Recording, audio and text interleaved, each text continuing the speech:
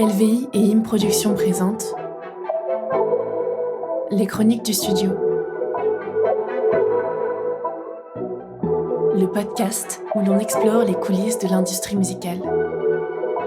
Aujourd'hui, on parle des DJ, avec les invités Darline et Dina. Bonjour à tous et bienvenue dans ce nouvel épisode des Chroniques du Studio. Aujourd'hui, pour ce nouvel épisode, j'ai la chance d'avoir avec moi deux invités d'exception, puisqu'il s'agit de deux DJ, Darline et Dina. Merci beaucoup d'être avec nous aujourd'hui.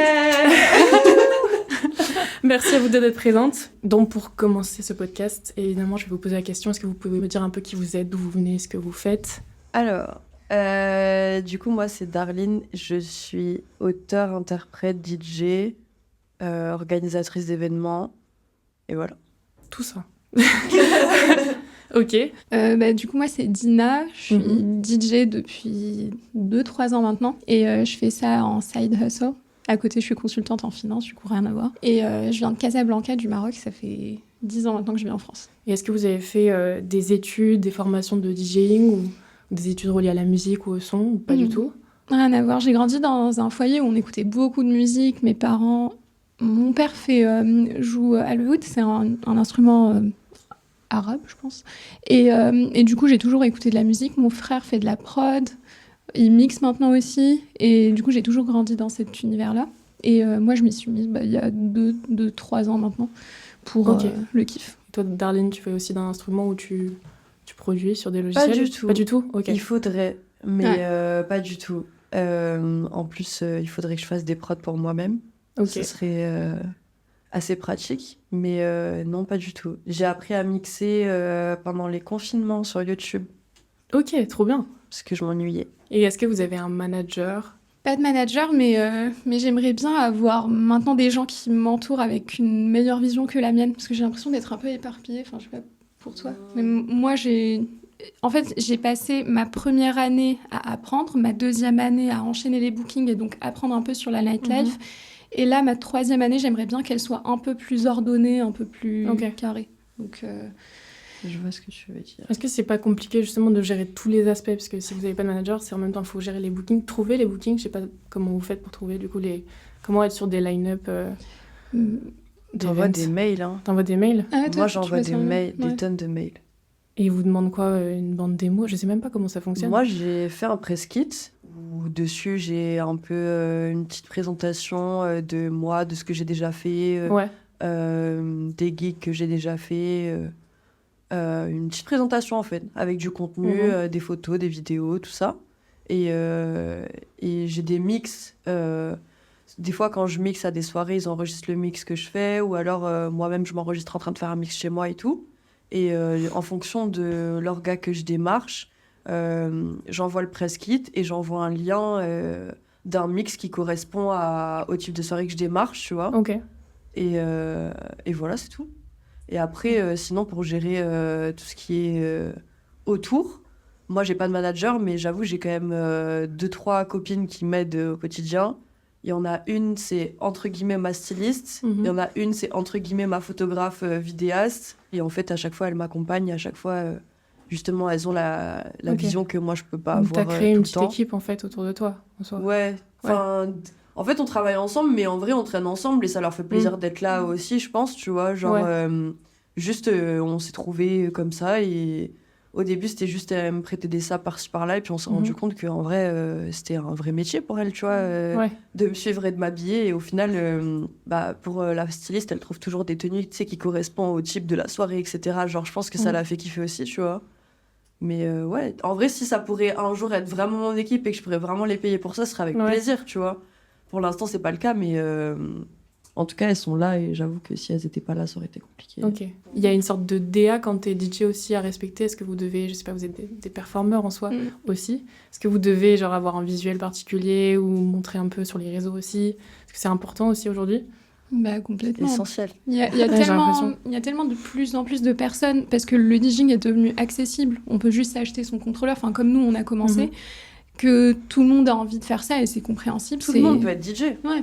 Et du coup, ce qui va différencier, c'est qui tu es, qu'est-ce que tu apportes sur scène ou sur les réseaux aussi. Et l'image sur les réseaux, elle est super importante. Moi, contrairement à Darline, je pense que j'ai jamais démarché. J'ai jamais eu la confiance en moi pour me dire, bon, je suis DJ. Enfin, ça fait que très peu de temps que je dis ce mot-là, je suis DJ. Okay. Et donc, j'osais pas, je trouvais que j'avais pas la légitimité d'aller voir des gens et leur dire, je suis DJ, bookez-moi. Et donc, j'attendais que les bookings viennent à moi. C'est un petit moment que t'es DJ quand même. Hein. Et je te jure, j'avais pas cette confiance en moi pour me dire, c'est bon, je peux le faire. Et j'ai eu de belles opportunités et tant mieux. Ça s'est toujours passé comme ça. Mais j'avoue que là, j'aimerais bien faire certaines dates qui, moi, m'intéressent. Et donc, un peu moins réduire d'autres que j'ai moins kiffé auparavant. Et du coup, pour eux, qu'est-ce que Dina, ça va apporter plus qu'une autre personne, ou que tout ça, ça se travaille. Ouais. Je pense que c'est essentiel d'être entouré de photographes, de vidéastes, en plus des gens qui comprennent aussi la vision qu'on peut avoir. Ouais, c'est ça, des gens de confiance. Et aussi ce qui nous différencie. Parce que je pense qu'on peut jouer aux mêmes soirées, mais on va pas jouer les mêmes sons, on va pas avoir la même presta. On n'a pas la même culture musicale, on n'écoute pas les mêmes choses. Ouais. Et je pense que c'est important que quand quelqu'un arrive sur ton Insta, ou peu importe le réseau social, genre, direct, dès qu'il voit ton réseau, il se dit « Ah, ok, elle fait ça. » Parce qu'en fait, les gens, ils sont bêtes et disciplinés, tu vois. Le premier truc qu'ils voient, c'est le truc qu'ils vont associer à toi, en fait. Bien sûr. C'est devenu une carte de visite. En fait, il faut leur donner ça sur un plateau. Il faut faire comme si tu faisais ça à des enfants. En vrai, c'est réel, hein. Faut faire ton contenu comme si tu le faisais pour des enfants. C'est... Ok, je vois. Genre, dès que tu arrives sur l'Insta de la personne, il y a, je sais pas, un réel d'une transition... admettons, là j'ai une connerie baile funk. Bon, après, moi je mixe pas que ça, mais du coup, si jamais je fais ça, je sais qu'il y a des gens, ils vont arriver sur leur Insta, ils vont voir ça, ils vont dire « Ah, c'est DJ baile funk. » Ah oui, ouais, ok. Tu vois. Donc en fait, il faut penser à tout. Et tout de suite catégoriser dans un truc, il faut penser à tout, tous les aspects. Et vous mixez quoi comme style? Du coup, tu parlais de baile funk, mais j'ai vu que vous mixiez des trucs très différents. Ouais. Moi, je mixe, de base, je mixais que de la trap. Ouais. Et après, j'ai un peu vrillé. Bon, je mixe encore de la trap. Mais du coup, je mixe beaucoup de jersey et beaucoup de baile funk. Et j'essaye d'inculquer ça. J'essaye d'inculquer la jersey. Enfin, la baile funk, c'est de plus en plus répandu, en vrai. Ouais. Ça commence un petit peu à avoir sa fame à Paris cette année. Mais la jersey, pas du tout. Mais c'est vrai qu'en France, je trouve que tout ce qui est drill, jersey, il n'y a pas beaucoup de clubs, surtout à Paris, j'ai l'impression qu'on n'a pas beaucoup. Ouais. Au final, je me suis rendu compte aussi avec le temps que... la baile funk et la jersey, ça allait grave bien ensemble dans des sets, tu vois. Mais ouais, je suis vraiment dans ce truc-là de vouloir démocratiser les styles musicaux que moi-même j'aime et que moi-même j'écoute, tu vois. J'ai plus envie de me dire que je mixe un peu de tout. Parce qu'en soi, c'est pas vrai, tu vois. Genre, je peux mixer de tout, mais comme n'importe qui, mais c'est pas ce que j'aime. Et du coup, au final, peut-être que tu vas être moins booké, mais peut-être que tu vas être plus booké dans des événements qui vont plus te correspondre. Et au final, tu vas mettre ton énergie dans des trucs où tu vas te donner à fond, tu vas bien les préparer et tout, machin. Alors que si t'as plein de bookings par-ci, par-là, et tu sais pas trop c'est quoi la DA, et tu te dis, bon, vas-y, on verra bien sur place et tout. En vrai, moi, toute ma première année, c'est ça que j'ai fait. Comme elle a dit, j'ai été bookée un peu partout, tout le temps, 4 fois par semaine, toutes les semaines. Et des fois, t'es archi mal payé, des fois, t'es pas payé. Et moi, j'étais grave en mode... au début, c'était ça. Et moi, j'étais grave en mode... vas-y, je m'en fous, je vais tout prendre. Moi, je veux être partout, je veux être vue partout, je veux tout prendre. Et au début, j'ai fait que ça. Et en fait, ça m'a épuisée. Parce que déjà, c'est fatigant de ouf. Bien sûr. En plus de ça, t'es pas rémunéré pour ça, donc tu gagnes rien, entre guillemets, parce que la visibilité, c'est ok, tu vois, mais combien de temps? Et surtout sur certains events, t'as pas forcément cette visibilité. Sur certains events, t'as zéro visibilité. En soi, tu gagnes rien du tout. Et en plus de ça, tu mixes un peu tout et n'importe quoi. Et en plus de ça, tout le monde va commencer à voir une image de toi qui est différente, dans le sens où ils vont se dire elle est partout, elle coûte pas cher, elle mixe un peu tout. Et du coup, les vrais orgas où toi, t'as envie de mixer, ils vont même pas te calculer parce qu'ils vont être en mode c'est une petite meuf, elle est là, elle est partout, tu vois. C'est fou, parce que c'est vrai qu'on pense que plus tu fais des trucs, mieux c'est, mais là, du coup, ça te décrédibilise dans un sens. Dans le DJing, je pense que ça décrédibilise de ouf. Et en fait, plus le temps passe, plus du coup, j'ai réussi à dire non, et j'ai eu vraiment beaucoup de mal à le faire. Mais au final, je me suis sentie bien dans ça, tu vois, parce qu'au final, le peu de dates que je fais maintenant, j'en fais encore pas mal, tu vois, mais j'en fais beaucoup moins, au final, c'est des dates que, je voulais vraiment faire à cette époque, tu vois. Et en fait, que j'aurais jamais fait parce qu'ils allaient pas me caler à ce moment-là. Ouais, du coup, quand vous préparez vos sets, j'imagine en fonction des soirées, est-ce que c'est quelque chose que vous faites en amont ? En fait, je suis passée par plein d'écoles différentes. Au début, je télécharge le maximum de sons, le maximum d'édits, tout ce que moi j'écoute, et j'attends le moment où je vais jouer ça. Ensuite, je suis passée à un moment où je me suis dit, bon, il faut que j'organise un peu mes playlists en fonction des soirées que je vais faire. Et donc, quand j'avais une bonne visibilité sur mon planning, là, je pouvais un peu m'adapter, je sais qu'à tel moment, je vais jouer ça. Mais là, je suis plutôt... plus le temps passe, plus comme elle disait, en fait, j'ai envie d'affirmer aussi ce que moi j'ai envie de jouer, ce que moi j'aime bien, sachant que moi je pense que je suis un peu plus versatile. Enfin, moi oui, c'est vrai. Ouais, je suis plus. J'ai pas forcément un style. J'ai commencé avec de l'afrobeat, ensuite j'avais honte de jouer des sons rebeux du Maroc et tout. J'avais un peu honte de jouer ça parce qu'on m'avait déjà dit ouais mais bon, enfin c'est pas ce qu'on écoute le plus en club en France. Et ça me manquait, et plus je vois des orgas qui proposent ça, plus ça me fait plaisir. Et donc c'est des gens aussi qui m'ont booké, et du coup ça fait vraiment plaisir. Donc j'ai envie aussi de ramener ma culture en club. Du coup maintenant c'est plus moi, ce que j'ai envie de jouer à tel événement, et je me dis finalement le public finit par s'adapter, et pas que s'adapter, mais je m'adapte aussi. Enfin, c'est un peu un petit jeu de donnant-donnant. Donc on voit l'énergie, ce qu'on nous renvoie, on joue avec. Vous n'avez pas des contraintes à respecter dans les clubs, les festivals, certaines styles de musique, j'imagine, ouais. Oui. Okay. Il y a carrément des gens qui nous disent, dans le booking, dans le message, la proposition, c'est en mode tu joues pas ça. Ah oui, ok, d'accord, c'est très précis. Vraiment beaucoup. On a fait des restrictions de fou malade. Hein. Ah ouais. Même encore récemment. Ah ouais. Récemment, j'ai eu un truc, j'étais choquée. Première partie d'une meuf. Du coup, faut respecter la DA de l'artiste en question. Ok. Ah oui, forcément, ouais. Okay. Et en fait, faut respecter ses bifs aussi. Et faut respecter les gens qu'elle aime pas. Et tu vois, genre... Ok, ah oui, donc il y a tout ça à prendre en compte. Et du coup, énorme. En fait, elle m'a fait une petite liste 5 minutes avant que je monte sur scène, genre, alors, pas lui. Quand tu dis première partie, est-ce que c'est la première partie de Doichi ou pas ? C'est ça ? Est-ce que tu veux en parler un peu ? En fait, elles étaient en tournée européenne, et sa DJ faisait toutes les premières parties. Ok. Et là, ce jour-là, je sais pas, je crois qu'elle avait pas envie. Et du coup, elle a mis un post sur Insta, genre 3 heures avant, disant qu'elle cherchait un DJ. C'est fou. Donc, t'as envoyé direct sur Insta ? Et j'ai répondu direct sur le post. On m'a envoyé le post. J'avais de la chance d'être sur mon tel à ce moment-là, de pas taffer, tu vois. Ok. Et on m'a envoyé le post. C'était sorti à 2 minutes. J'ai commenté mon nom 1 fois, 2 fois, 3 fois avec Dark Club, Dark Radio, Darlene, tout. J'ai demandé à mon ingé son de commenter, machin truc. Du coup, il y avait 5 commentaires. C'était que moi.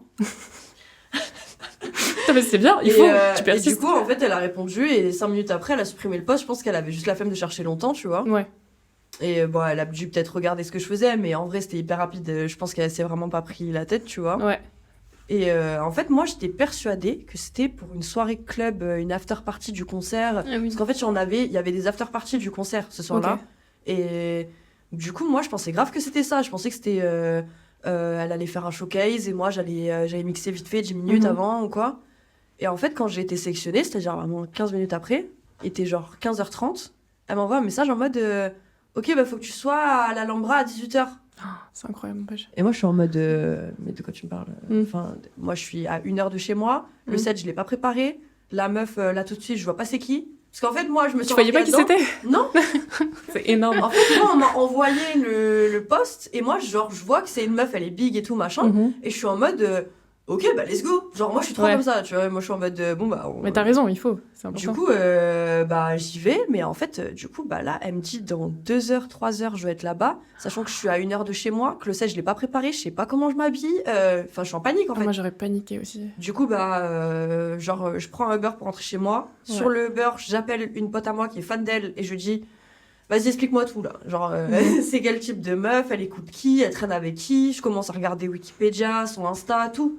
En fait, genre, vraiment, j'avais 1h30 de beurre pour trouver une solution. J'avais 1 heure chez moi pour trouver une solution pour faire un set, en fait. Et après, je devais aller aux balances, en fait. Et du coup, tout s'est passé très vite. Et c'était une bonne expérience ou pas ? C'était une bonne expérience dans le sens où c'était vraiment du travail, tu vois. Genre, c'était vraiment... Là, je me suis adaptée à une personne que je connaissais pas, et là, j'avais 2 heures pour trouver une solution, tu vois. En gros, je l'ai un peu pris comme ça. Mais c'est moi, je me suis embarquée là-dedans, personne m'a envoyé, tu vois. Donc en vrai, Oui. Du coup, moi, j'étais en stress et tout, mais Après, j'étais t'as en peut-être mode bon. cru que c'était genre pas pour le jour J, que ce serait plus tard Non, ou je savais comme que ça. c'était aujourd'hui. Ah ouais, non, tu Mais en savais. fait, ok. moi, je pensais La que nuit. c'était la nuit, tu vois, 2h du matin et tout, j'ai le temps, Ouais. tu vois. Là, elle me dit 18h, je suis en mode. Bah Ouais, non. ouais. C'était en Mais France, si, du coup C'était à C'était à Paris, Paris. c'était à Paris Ok. C'était pareil. Dingue. Et du coup, comment ça s'est passé? Bah, du coup, j'ai fait les balances, tout se passe bien et tout. J'avais cru comprendre qu'elle était côté Kendrick, tu vois. Ouais. Et moi, franchement, je suis fan de Drake depuis que je suis toute petite. Du coup, Il y avait un conflit d'intérêts, déjà. Désolée. conflit d'intérêt. Mais en fait, moi, je m'en fous. En fait, le truc, c'est le truc que j'ai pas trop. En fait, le seul truc que j'ai pas trop kiffé, c'est qu'il y avait vraiment une atmosphère de fuck Drake. Tu vois, Ah ouais, là-bas. d'accord. Ouais, je vois. Et en fait, moi, j'ai pas kiffé parce que je me suis dit dans ma tête, si jamais j'avais mixé à la première partie d'une petite de Drake ou genre de Ice Spice ou quoi, Ouais. on m'aurait pas demandé de pas mettre du Doechii ou tu vois. Ouais. Genre en vrai, j'en suis persuadée. Mm. Genre. Et en fait, moi là, quand on m'a sorti la liste des bifs de la meuf, ça m'a un peu trigger parce que je me suis dit, bah pourquoi? Ouais, c'est dommage. Enfin, ouais, genre en vrai, genre dans tous les cas, dans ma playlist, je me suis pas dit, ouais, je vais mettre tout l'album de Drake, je suis pas débile, tu vois. Mais je pensais pas que j'allais être interdit. Et en fait, le fait qu'on m'interdise, je l'ai un peu mal pris, tu vois. Ouais. Parce que du coup, elle me dit, tu mets pas du Drake, tu mets pas du Azealia Banks, tu mets pas du Ice Spice, tu mets pas Ah du... oui, ok. Tu vois. Ouais. Et moi, j'étais en mode, ok, dans tous les cas, c'est pas trop la DA de ce que j'avais prévu, Mhm. mais c'est nul en fait Mm. de faire ça, De- tu ouais, vois. c'est dommage. Et bah au final, j'ai accepté le truc, dans tous les cas, c'est son concert et tout, mais vraiment, quand j'ai mixé, en fait, genre ça m'a fait trop plaisir parce que bon, t'es devant une salle pleine, ils ont Mm. trop d'énergie, enfin, c'est trop bien. Mais d'un autre côté, il y avait vraiment une atmosphère vraiment fuck Drake, en mode, genre, quand j'ai mis Monétrise, Ouais. j'ai senti que l'atmosphère était différente de tout le reste du set. Ils y mettaient trop d'énergie, tu vois. Mm. J'ai senti que c'était vraiment genre, ah, Monétrise, tu vois, genre, en fait, je sais pas, genre, j'étais mal à l'aise, en fait. Et, T'as pas profité pleinement, quoi. enfin, Si. franchement, j'ai pas profité parce que c'était stressant et que J'imagine. et que je voyais qu'à chaque son on m'attendait au tournant et tout. Et j'avoue, j'ai fait une petite bêtise pendant le set. J'ai mis du Drake sans faire exprès. Mais c'était pas ma Sans faute. faire exprès Non, C'était j'ai pas- pas fait exprès. En vrai, non, franchement, je l'ai un peu mal pris, son truc de liste là, mais j'allais vraiment respecter le truc. J'étais pas, je Ouais. suis pas en affront, Bien sûr. enfin, tu vois, c'est son concert, en plus c'est ses fans, enfin, je suis pas là pour me faire huer, tu vois ce que je veux dire? Bien sûr, ouais. Donc en vrai, non, j'ai accepté, c'est juste que en fait j'ai mis un feat de Drake et de Gunna. Et en fait, j'étais trop stressée, du coup, j'ai pas réfléchi. Et sur les platines, il y avait juste écrit Gunna, il y avait pas écrit feat Ah Drake. oui, donc, ouais. Et du coup, à un moment donné, Drake, il s'est mis à rapper. Et moi, j'ai paniqué de fou. Et je savais pas quoi faire. Mais en fait, j'ai bien rattrapé le coup, même si j'ai pas fait exprès. En gros. Bah, tant mieux, c'est le principal. Ouais. Ouais. En fait, ça s'est bien fini parce que c'était presque la fin de mon set. Et là, Mhm. j'étais paniquée, je savais plus quoi mettre. J'avais plus de son et tout. J'étais en mode putain, merde. C'était combien de temps? C'était 3 quarts d'heure, mais franchement, Ah oui, c'était quand même. hyper long. Ah, c'est long, hein, C'était 3 quarts hyper d'heure. long, 3 quarts Ouais. d'heure. C'était, genre, je sais pas, c'était vraiment les 3 quarts d'heure les plus longs depuis très longtemps, tu vois. Ouais. Genre, et en gros, du coup, j'ai mis P-Power de Gunna et Drake. Mhm. Et genre, je fais ma transition et tout, je me retourne vers ma pote et tout. Moi, je suis trop fan de ma transi et tout. Je suis Ouais. en mode, ok, j'ai d'être ça et tout. Je me retourne vers ma pote en mode, ok, c'est cool et tout. Elle me fait, t'inquiète, dès que Drake il commence à rapper, tu coupes le son. J'étais en mode, hein, quoi? Une Je rap, commence ok. à paniquer. Ouais. Et je me rends compte en fait de ce qui va se passer là, donc je suis stressée et tout, et je pèse un câble et tout. Et en fait, moi, le truc, c'est qu'en moment de big stress, je réfléchis pas. Ouais. Du coup, qu'est-ce que je fais? Je coupe le son. Genre Ah, vraiment, ok. je coupe le son, Ouais. je mets le son sur pause, et en fait, je cherche pas à comprendre, genre du même côté, sur la même platine, je mets le son d'après dans la playlist. Mais je regarde même pas c'est quoi. Ok. En fait, je coupe le son, je mais le prochain son de la T'enchaînes, playlist, ouais. je suis en mode vas-y, on passe à autre chose, tu vois. Mm. Et en fait, genre, du coup, j'avais mis tu sais, un marqueur au moment où l'artiste du son d'après, il commençait à Ouais. chanter vraiment, tu vois. Du coup, genre, je cut Drake, et juste après, t'entends ces bitches n'ont pas de respect. C'est pas mal. Du coup, ça a marché. Du C'était coup, pas ça a mal. marché, toute la salle mort de rire, Ouais. qui pense que j'ai fait exprès, et Mais ils trop sont bien. en Ah oui, mode ok. fuck Drake, ces bitches n'ont pas de respect, tu vois. Ouais. Et du coup, bah. Putain, tu t'es désolée, bien Drake. rattrapé, c'est trop cool. Mais ouais, je me suis grave bien rattrapée. Mm. Mais du coup, en fait, j'avais plus aucun son à mettre, j'étais perdue, j'étais stressée, il me restait 5 minutes. Et du coup, genre, j'ai regardé ma pote, je dis, vas-y, je me casse sur ça, non? Parce que, tu vois, là au moins, ils m'en veulent pas, ils sont morts de rire, venez, on reste sur ça, tu vois. Ouais. Et à la fin, du coup, j'ai pris le micro et tout, j'ai dit, ouais, Bon, bah, c'était la fin. Je suis désolée. Elle m'avait interdit de mettre du Drake. Ah, J'espère tu qu'elle l'as m'en dit. voudra pas. Ouais, parce que j'étais trop Ok. stressée, en fait. J'étais trop stressée. Et en fait, eux, je sentais que, tu sais, ils avaient trop d'énergie sur ce Ouais. truc-là. Dès que j'ai mis le Drake, ils étaient en mode ah, qu'est-ce qui se passe? Après, quand j'ai mis Bitches n'ont pas de respect, ils étaient tous morts de rire. Et tu sais, genre, je sentais vraiment que ils étaient dans le bif. Ouais, donc Eux même les étaient fans, dedans. ils sont là-dedans, quoi. Ouais. Et du coup, Ok. bah, je me suis dit, vas-y, c'est mieux, je me barre sur ça et on reste en bon terme, eux et moi, tu vois. Ouais, bah oui. Mais ça t'a donné de la visibilité, j'imagine, un petit peu, non? Pas du tout. Pas du tout? Parce Ah que ouais j'étais tellement stressée que à aucun moment j'ai dit mon blaze. Ah, merde. Elle, vu qu'elle est trop dans tous les sens et tout, tu connais, j'ai des potes qui sont restés jusqu'à la fin du concert et qui m'ont dit qu'à la fin, elle a dit ouais, shout out à la première partie, elle a géré ça, je sais pas quoi, mais elle a pas dit ton mon nom. blaze non plus. Enfin, je pense qu'elle le sait même pas. Ouais. Et mais non, en vrai, j'ai en fait, j'ai entre guillemets rien gagné à faire ça, tu vois. Pourtant, ça a tourné un peu sur ni TikTok et tout. Enfin, le concert. Oui, le en concert. lui-même. Mais pas moi. Bah, les gens qui m'ont fait des vidéos, moi j'avais vu en mode première partie, c'était cool, on a kiffé. Ah ouais, mais je pense que j'avais vu genre 2-3 vidéos comme ça de vlog Ok. du concert. Mais par contre, j'avoue, il Ouais, n'y avait ils pas le savaient blast qui sortait. Ouais, ils savaient pas que c'était moi, ouais. Après, j'ai des potes de potes et tout. Après, ils m'ont recroisé et tout. Ils étaient en mode ah, mais c'est elle et tout. Genre, des fois, on me dit, tu vois. Ouais. Mais en vrai, ça m'a rien rapporté plus que ça, Ok. tu vois. J'ai pas été payée. Oui, en plus. ok. Ah oui. Rien, tu vois. Là, c'était vraiment l'opportunité d'être ici et de faire ton Ouais. truc pendant 3 quarts d'heure, tu vois. Ok. Mais du coup, à refaire, en vrai, c'est pas négligeable. Mhm. Enfin, en vrai, je pense que je le referai pareil, tu vois. Ouais. Mais après, c'est vrai que 2 heures de préparation, c'était pas possible. C'était pas vivable, C'est quoi. chaud, hein, ouais. Toi, ça t'est arrivé d'accompagner un artiste ou de faire une première partie, ce genre de choses? J'ai déjà fait accompagner un artiste, Ouais. oui, mais par contre, c'était juste vraiment sur la soirée. C'est pour la Cali House, et du coup, c'est une soirée très R&B. Ok. Et là, il fallait accompagner les artistes, mais vraiment juste sur leur son. Donc, j'avais déjà tout. On avait fait 3 heures de préparation Ok. en amont et tout. Moi, je suis très dans la préparation et tout. Je pense en last minute, comme ça, répondre à une story et tout, je pourrais pas.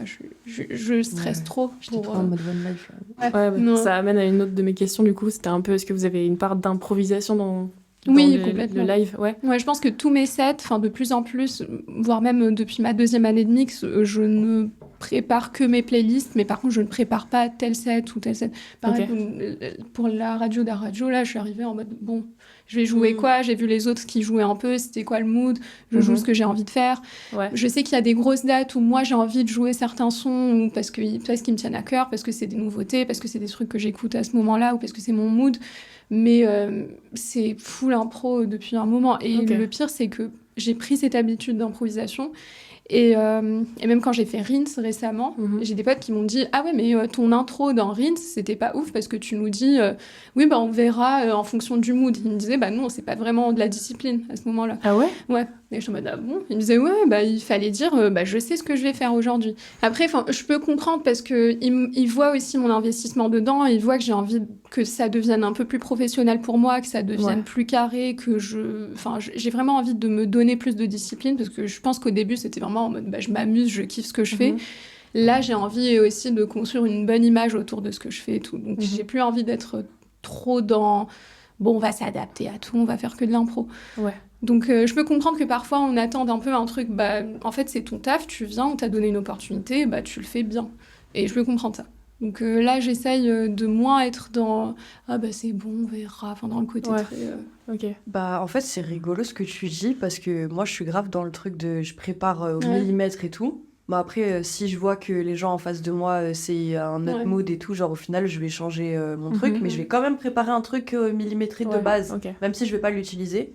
Et ça justement j'en ai parlé avec pas mal de DJ.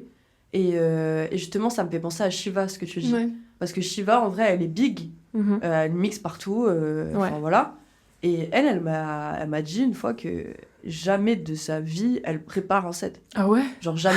Elle fait tout en direct? Ouais.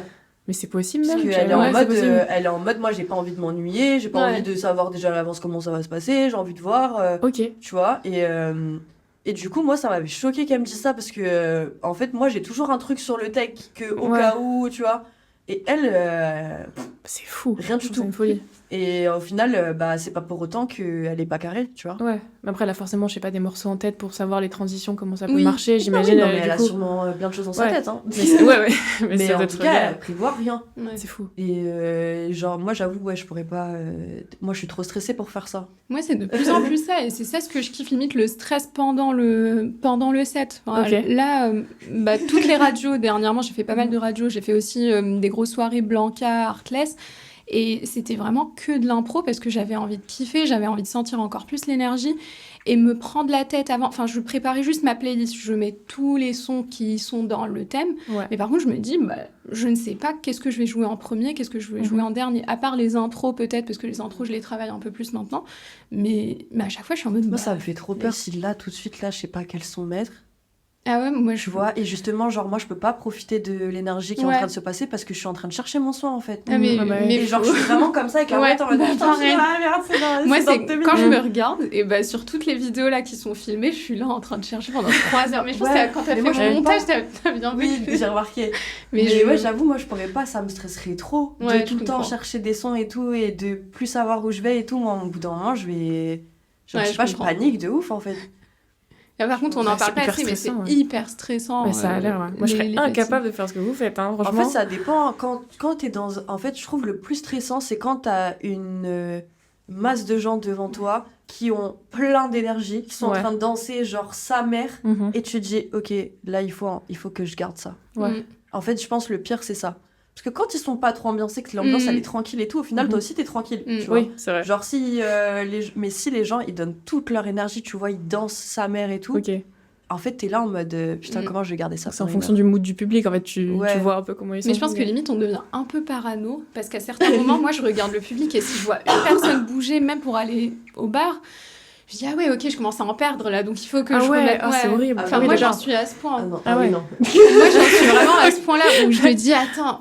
Et le pire, c'est que parfois, ça dépend des scènes, mais parfois, t'arrives pas à voir ce qui se passe derrière et toi, t'as l'impression Ouais, que c'est vrai. qu'il se passe rien du Bah, tout. Parce justement, que tu salle vois de le concert, premier tu rang. vois. Ouais. Non, Non, enfin, ça- les gens, peut-être que derrière, ils sont grave en train de s'ambiancer. Et j'ai beaucoup de potes qui m'envoient des vidéos après en mode, ah, mais c'était trop bien, regarde tout le monde qui dansait derrière. Moi, je suis en mode, ah ouais, bah moi, je voyais rien du tout. Parce que j'étais focus sur mes platines, j'étais focus sur les deux premiers rangs et parce que Ouais. j'ai vu 2 visages comme ça que je vais suivre un peu pendant la soirée. Mhm. Et le reste, ouais, c'est...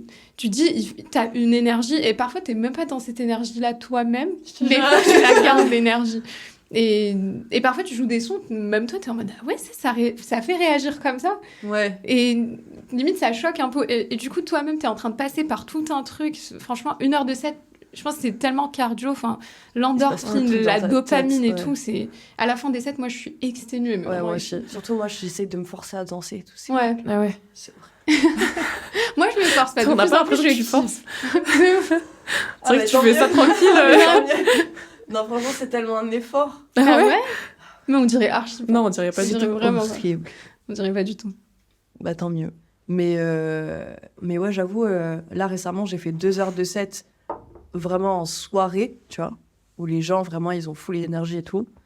J'avoue, 2 heures, c'était long. Hein. Au bout d'1 heure et demie, j'étais en mode, bon, qu'est-ce qu'on fait maintenant C'est là. T'es perdu. Alors qu'en vrai, j'avais une longue playlist et tout. J'avais vraiment préparé grave bien et tout. Mais ouais, ça se passe jamais comme prévu, en fait. Genre, il y a des sons, tu te dis, mais pourquoi je vais mettre ça Ouais. Ça n'a aucun intérêt. Et du coup, après, tu te retrouves... En fait, t'as 10 000 sons, mais t'as l'impression que t'en as plus, tu vois. Et c'est grave un exercice mental parce que t'es en train de travailler en même temps tes transitions, enfin tout se fait en live et du coup toi-même tu commences à sentir qu'au bout de 1 heure, 1h30 et bah t'es grave fatigué et du coup tu fais moins bien les choses. Ouais. Ça. Ok. Et c'est pour ça que je pense 3 heures de set déjà t'es exténué. Moi je fais pas mal des 4 heures de set mais c'est plus pour de l'ambiance comme elle dit, enfin c'est dans des restos, des choses comme ça mais bon Ok. là c'est vraiment chill. Ouais. Tu laisses le son tourner jusqu'à quasiment la fin, tu mets un autre son après. C'est plus juste le fait d'avoir un DJ en face. Mais 1 heure de set en club, 1 heure et demie, ouais, c'est Ouais, c'est cardio. épuisant. Ouais. Ok, et t'as fait beaucoup de radio, enfin Ouais. vous deux d'ailleurs, même t'as fait la radio de Darling, Merci. ta radio. Est-ce que vos sets sont différents quand c'est en radio ou en live? Est-ce qu'il y a des différences ou c'est les mêmes sets que vous? Moi, c'est grave différent. Ok, Parce que justement, il y a plein de styles musicaux que j'aime en vrai et que je ne pourrais jamais mettre en soirée. Genre, je kiffe la sexy drill, tu vois. Ok. Mais je mets plus d'un son de sexy drill dans un set. Les gens, ils vont me dire, bon, ma sœur, on se fait chier, tu vois. Ok. Genre, vraiment, quand je suis en radio, je suis trop contente. Parce que je suis en mode, je vais mettre 1 heure de sexy drill, ça va être super et tout. Ou alors du R&B, ou tu vois, des trucs plus lents et tout. Genre, qu'en soirée, tu peux pas te permettre de mettre. Parce que, à part si c'est une soirée full R&B ou quoi. Ouais. Mais sinon, en soi, tu mets du R&B à 2h du matin, les gens, ils vont dire, mais. Ouais, ça dépend des soirées. Oui, Ouais. bah, ça dépend. Il y a des soirées qui sont full R&B et ça. tout. Même là, récemment, j'ai mixé pour une soirée. Le thème, c'était 2008. Ok. Et du coup, bah, les gens, ils mettaient que des sons de 2008. Et c'est vrai qu'en 2008, il y a énormément d'R&B qui est sorti. Et là, c'est passé crème, tu vois. Parce que c'était vraiment le thème. Genre, les gens sont venus pour ça, tu vois. Mais quand ils viennent et qu'il n'y a pas de thème précis, que c'est juste pour danser, quoi, tu mets du R&B, en vrai... Peut-être tu peux faire une pause de 5-10 minutes où tu mets du R&B et tu leur dis bon bah voilà, là on va un petit peu ralentir tout ça. Mais ils sont pas tous contents. Hein. Clairement, il y a même des soirées où c'est mort, enfin, tu baisses pas du tout ton BPM. Ou même tu vois, Doc, c'est un pote à moi qui est DJ. Lui, il a fait un set la dernière fois à 3h du matin, boîte de nuit et tout. Il a dit vas-y, moi j'en ai marre là, pendant 10 minutes ça va être du compas. Ok. Tu vois, j'en ai marre que le compas soit à 5h du matin, je vais en mettre maintenant. Ok. Et en fait, c'est qui tout double. C'est soit les gens, ils sont en mode trop bien, du compas à 3h et tout machin, soit ils rentrent chez eux. Hein. Donc, en fonction de là où tu es dans la line-up, il faut savoir exactement ce que tu fais. Oui, complètement. Ok. Ouais. Puis même, il y en a qui, si jamais tu mixes en début de soirée et que tu mets genre le gros banger qui vient de sortir, la petite meuf qui passe à 2h, elle va t'en vouloir. Ouais, j'avoue. Genre, il y a plein de trucs comme ça en vrai. Ah oui, et ça parle beaucoup de t'as cramé mes cartes, énormément. C'est beaucoup de ça. Ouais. Ah ouais, d'accord. Tu peux l'entendre, enfin des DJ entre eux qui se disent ah oui, avant moi, il avait toutes les cartouches de la soirée ou je sais pas quoi, enfin cartouches. Et c'est en mode bah si tu joues ces sons à lui parce que t'étais avant lui, bah c'est un peu le méchant de. Si les sons sont les mêmes, ça peut être un problème. Après, en vrai, ça se joue. Enfin, il y a plein de choses qui font ça, tu vois. Genre, ou qui font pas ça. Genre, si t'es, entre guillemets, un bon orgasme, déjà, tu vas pas mettre des DJ qui passeront les mêmes sons. Ou alors, si t'as une soirée vraiment à thème, là, je suis en train de penser, en vrai, aux soirées, genre avec des influences arabes où tu mixais. C'est un peu, entre guillemets, tous les DJ, ils sont un peu dans le même délire, dans le sens où le but, c'est de représenter leur culture. Mais d'un autre côté, ils ont pas les mêmes sons. Et genre en vrai c'est pas les mêmes personnes tu vois, mais genre ceux qui genre par exemple c'est 2 DJ afro et ils ont la même playlist les deux, moi en vrai dans ma tête ça existe pas, tu vois. Genre je me dis lui son son préféré c'est pas son son préféré à elle, tu vois, genre en vrai ce genre de truc j'ai jamais trop compris parce que moi ça m'est déjà arrivé de mixer juste après quelqu'un et qu'elle ait passé beaucoup de sons que je voulais mettre mais en fait j'en ai d'autres. Enfin, c'est juste que quand il y en a vraiment beaucoup, moi je suis dans un truc où vraiment ça me fait chier, même en tant que client, je me dis si jamais j'ai 2 sets d'affilée et c'est les 2 mêmes, c'est relou. Ce jour-là, quand j'ai vu que ça faisait plus de 5 sons où elle mettait mes sons, bah, je commence à aller dans mes notes et j'écris les sons. Et j'avoue que ça commence à faire beaucoup, la liste elle est longue et au final, en fait, au début, c'était de la trappe. Et du coup je me suis dit vas-y je vais mettre de la trappe mais je vais pas mettre ça et à la fin je voyais qu'il y en avait tellement je me suis dit je vais mettre de la bailey tu vois en vrai tout le monde est différent tu vois genre t'auras toujours un plan B en soi tu vois si t'es un DJ déjà t'as 10 000 sons dans ta clé tu peux toujours trouver une solution, vous avez toujours un plan B ou C c'est ça. Et surtout, en vrai, tu parlais aussi d'orgas. Moi, j'ai pas trop le point de vue vraiment des orgas, vous, comment vous faites vos line-up et tout, mais je sais que mes meilleures expériences en club, ça a été avec des orgas qui avaient la vision un peu de nos sets, qui imaginaient déjà, qui connaissaient un peu l'univers de chaque DJ, et ils voyaient déjà, lui, il match très bien en warm-up, lui, il match très très bien au moment avant le peak time, et lui, il match très bien en peak time, parce qu'ils voyaient un peu comment on va jouer nos sons, et comment on va ramener chacun son énergie. Et le DJ, là, il se sent... En fait, la moitié de ton travail, elle est déjà faite. Tu n'as qu'à faire, toi, ce que tu as envie de faire. Et même si la personne qui passe peut-être après toi, elle rejoue un son de ton set, les gens ne se rendent pas compte s'il y a eu des allers-retours ou autre. Mais moi, souvent, ça a été vraiment parce que les orgas, ils ont bien géré leur Mais c'est truc. leur travail, en fait, Ouais. de voir un peu comment vous... Je sais pas, les trucs que vous envoyez, les sets que vous avez fait, Ouais, de voir carrément. comment ça pourrait Bah oui. matcher avec Après, les taux. tous ne le Il y en a font qui le pas. font hein. pas. Ouais, j'imagine, Enfin, ouais, c'est ça le problème. Ouais. Beaucoup ne le font pas et beaucoup, ça dépend des orgas. J'ai eu de la chance, enfin vraiment, j'ai eu beaucoup de chance l'année dernière de travailler avec des grosses soirées, des orgas vraiment où tout a été nickel, enfin de A à Z. Et ça, c'est vraiment beaucoup de chance. Ça arrive pas à tout le monde. Et sur ces soirées-là, j'étais trop contente parce que tout se passait trop bien. Même si j'arrivais un peu en retard et que j'ai pas vu la moitié du set du DJ qui est avant moi, je savais que peut-être j'allais pas rejouer les mêmes sons que lui. Par Ok. exemple, même pour ta radio, Mama Ace et Wassim, on joue à peu près les mêmes sons. Enfin, on a tous la même Vous êtes quand même culture. beaucoup Mais on est carrément C'est différents différent sur de- nos styles. Enfin, on a la même culture, mais pas du tout la même façon Ok, de jouer. intéressant. Avec Mama Ace, limite, on pourrait dire que ouais, on peut jouer la même chose, mais pas du tout. Enfin, nos vibes sont complètement différentes. Mais je Vous pense allez que pas avoir les c'est mêmes préférences, là bien sûr. où, en tant qu'orga, enfin là, avec ta casquette d'orga, c'est là où vraiment il faut connaître la personne que tu bookes. C'est pas juste pour remplir un Ok. Faut que tu un saches créneau vraiment sur ce le qu'il line-up. fait, quoi. Oui, Que mais tu les c'est as normal. mixés une fois, enfin, Bien sûr. tu vois. Puis quand c'est des soirées à thème spécifique, c'est différent aussi, parce que c'est comme si nous, on devait se plier à eux, et pas l'inverse. Ouais, ok. Tu vois, par exemple, pour la soirée de 2008 que j'ai fait, c'était moi, j'ai dû faire une playlist de 2008, tu vois. Mais après, ça m'a fait plaisir. Franchement, c'est ce que j'écoutais quand je voulais T'as être une redécouvert star, des sons. j'avais 10 ans. Ouais, genre, tu cherches un petit peu sur Spotify, il se passait quoi en 2008 ? Tu connais pas les sons quand tu les vois écrits, après quand tu les écoutes, tu connais par cœur. Bah oui. C'était que ça. Mais c'est vrai que des fois, on te propose des trucs. Au début, j'acceptais beaucoup, maintenant, c'est fini. Ok. Où on me disait, là, le thème, c'est ça. Tu vois. Ok. Et moi, je suis en mode, ouais, mais non. Enfin, C'est pas Ouais. moi. ouais. Genre, tu sais, même le fait d'avoir une pote qui m'habille et tout, c'est trop bien. Mais d'un autre côté, c'est en mode, des fois, on me book et on me dit, tu vas venir habiller comme ça, hein. Ou, ouais tu sais, tu vas venir bien habillée, genre, tu seras pas moins belle que cette fois-là, tu vois. Tu sais, genre. Je trouve ça fou. Mais est-ce que ça, ils le disent aux mecs aussi ? Je suis Non. pas sûre. Hein. Et donc, ouais, ça vous arrive souvent d'avoir comme ça des demandes vestimentaires Non, j'ai jamais eu de demande vestimentaire. À part des endroits où je savais très bien, enfin, c'est ou un resto de luxe, un truc comme ça, je sais qu'il y a un standing Ouais, ok, et que oui. je sais comment je dois être habillée, comme si moi-même j'étais cliente. Donc je me dis, bon, il y a un truc à respecter. Si je dis oui, c'est que forcément je me plie. C'est comme mon travail quotidien, j'y vais pas en jogo, j'y vais en tenue pro. Mais par contre, moi, c'était plus dans les demandes, et parfois ça a même déçu les orgas, et là on revient un peu aux restrictions et tout. Ça a déçu les orgas en mode, finalement, t'étais pas la numéro 1 de la soirée, enfin, il y avait telle personne qui était mieux que toi, le set, les machins. Ok. Non, on m'a déjà dit ça, ouais. ouais, Finalement, fou. oui, parce T'es que... pas la numéro 1. Ouais, parce qu'ils font des classements et tout après. C'est horrible. Ouais. Et je le sais parce que c'était pas. Enfin, je sais qu'ils pas le ont. but. Ouais, et puis ils ont pas bien choisi le profil peut-être pour leur soirée. Et on en a parlé. Moi, j'essaie vraiment de prendre beaucoup de temps avant mes sets pour échanger avec les orgas, leur dire écoutez, surtout maintenant, je sais ce que je joue et j'ai pas envie de les décevoir non plus. Donc, je vais pas être là à jouer que des bangers au long de la soirée. Non, c'est pas moi. Parfois, j'ai envie de faire le jukebox parce que la rémunération est intéressante. Je me dis, vas-y, let's go, je le fais. Parfois, j'ai pas envie et je me dis, non, c'est pas le moment. Ouais, Mais par contre, j'avoue, sur le style vestimentaire, on m'a jamais.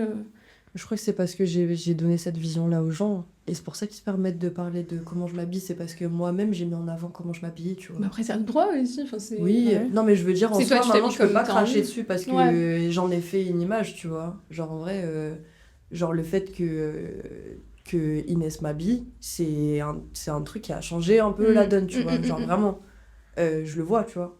Mais en soi, moi, je suis trop contente que ça se passe comme ça parce que...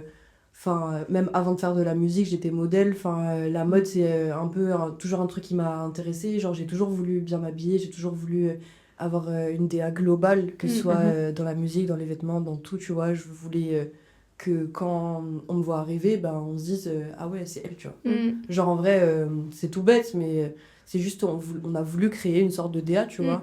Même avant qu'Inès m'habille, du coup, j'avais Abby, mon autre pote, qui me prenait déjà en photo et qui faisait déjà des vidéos à chaque fois que je mixais et tout. Et en fait, il y a sa DA, elle, de comment elle filme, avec quelle couleur et tout, machin. Et du coup, tout le monde me disait, ouais, j'aime trop la DA de ton Insta, j'aime trop la DA de tes photos. Mais en vrai, c'est Abby, c'est pas moi, tu vois. Enfin, moi, j'ai kiffé ce que Abby a fait. Au final, on s'est très bien entendu, mais Mais de base, moi j'y suis pour rien, entre guillemets, tu vois. Genre, on a juste voulu créer un truc et on s'est dit que ça rendait bien, donc on a continué, tu vois. Ouais. Mais du coup, maintenant, le fait que les gens parlent de mon image autant que ce que je passe comme son, au final, je peux même pas leur en vouloir parce qu'on a un peu tout fait pour, tu vois. Ouais, je vois. Alors, moi, je me pose toujours la question de est-ce qu'un mec qui mixe, est-ce qu'on lui pose les mêmes Mais je pense que pour les mêmes certains questions. profils, ouais. Je viens de me rappeler du truc que j'ai oublié. En fait, parce que tu dis pour les mecs, est-ce qu'on fait ça ? Ouais. On m'a beaucoup dit, ok, tu veux mixer pour nous, et ben à la prochaine soirée, viens boire un verre, viens voir comment ça se passe, on fait connaissance, et puis on parlera de la soirée d'après pour voir si on te book ou pas. Donc là, je pose une question générale, avis à la communauté. Ouais. Est-ce que un mec DJ se fait appeler pour aller boire un verre avant d'être booké ? Ça, c'est une vraie question. Parce que moi, on me l'a dit un milliard de fois. Ouais. Je n'y suis jamais allée. Et j'ai toujours regretté en me disant, ouais, là, j'ai perdu un booking parce que je suis pas allée boire un verre. Est-ce que, messieurs, DJ, vous allez boire des verres avant d'aller mixer ? Je veux savoir, c'est une vraie question. Parce que, en fait, ça me trigger cette histoire. Et j'en parlais avec un pote, justement, tout à l'heure, et il a pété sa tête quand je lui ai dit ça. Je lui ai dit, mais c'est un quotidien. Pourquoi j'irais boire un verre ? Enfin, ok, on fait connaissance, nan. Tu sais, même, il y a des gens qui me disent, oui, tel gars, t'as pas booké parce que tu leur as jamais donné de la force. Mais ils en ont besoin ? Enfin, excusez-moi, mais nous, on a besoin de force, en fait. Ouais. Eux, ils sont là, déjà. Enfin, peut-être que oui, j'aurais dû traîner derrière le DJ tous les 2 soirs, tu vois, pour jusqu'à me faire booker.